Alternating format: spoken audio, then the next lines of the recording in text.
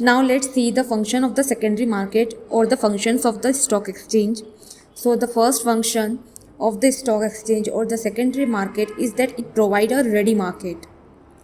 A stock exchange provides a ready and continuous market where the investor can convert their securities into the money and money into securities. It provides daily and regular dealings in the securities and which also provide high liquidity to the investors. Second function of the stock exchange in the secondary market are that it provides the fair prices to the securities.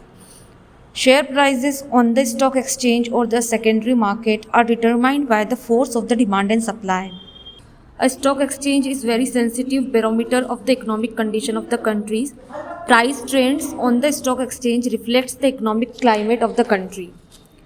Booms, depression and other important events affect the prices of the securities. There is government control on the working of the stock exchange and therefore it ensures fair dealings and safety of the funds to the investor.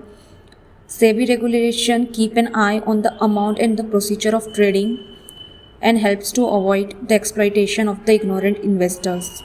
The members of the stock exchange have to operate in accordance with the rules and regulation of the stock exchange. Otherwise, they may imposed with the penalties. One of the function of the secondary market or stock exchange is that it provides a medium of useful business information. Many investors can find the information about the business sector through stock exchanges. Many stock exchanges also publish directories which provide data on the corporate sectors and scheduled companies. This information is very useful for business forecasting and general business and to know the general business trends. One of the function of the stock exchange in the secondary market is that it promotes the saving function in the general public. Public invest their saving in the securities of the company through the stock exchange. This promote a saving habit in the public and the people. द्वितीयक बाज़ार और stock exchange का एक जो मुख्य कार्य है वो ये है कि ये एक तैयार बाज़ार देता है जहाँ पे खूब तरलता पाई जाती है। प्रतिभूतियों को मुद्रा में बहुत आसानी से परिवर्तित किया जा सकता है और उसी प्रकार मुद्रा को प्रतिभूतियों में बहुत आसानी से परिवर्तित किया जा।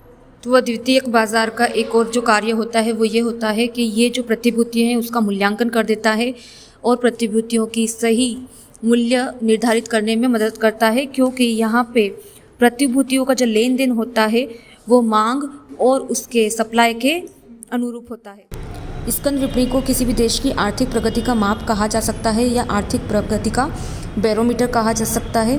किसी भी देश के स्कंद विपणि के कार्य को देखकर और वहाँ होने वाले विनिमय को देख के, जो विनियोजित पूंजी है उसे देख के, बिजनेस की कंडीशंस को देख के ये पता लगाया जा सकता है कि किसी देश की आर्थिक स्थिति कैसी है, उसकी आर्थिक प्रगति हो रही है या नहीं हो रही है। तो आर्थिक प्रगति का एक माप जो है वो स्कंद विपणि भी होती है। स्कंद विनिमय में निश्चित नियमों के अंतर्गत कार्य किए जाते हैं।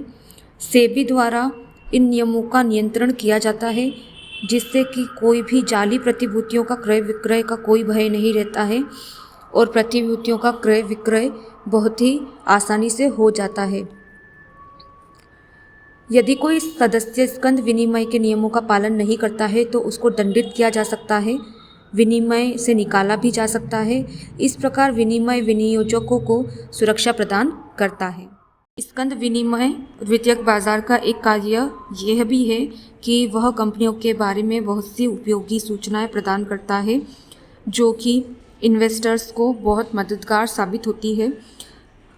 अनुसूचित कंपनियों के बारे में आर्थिक सूचनाएं एकत्रित करने का कार्य, साथ में प्रकाशन करने का कार्य भी स्कंद विनिमय करता है, हमारा द्वितीयक बाजार करता है।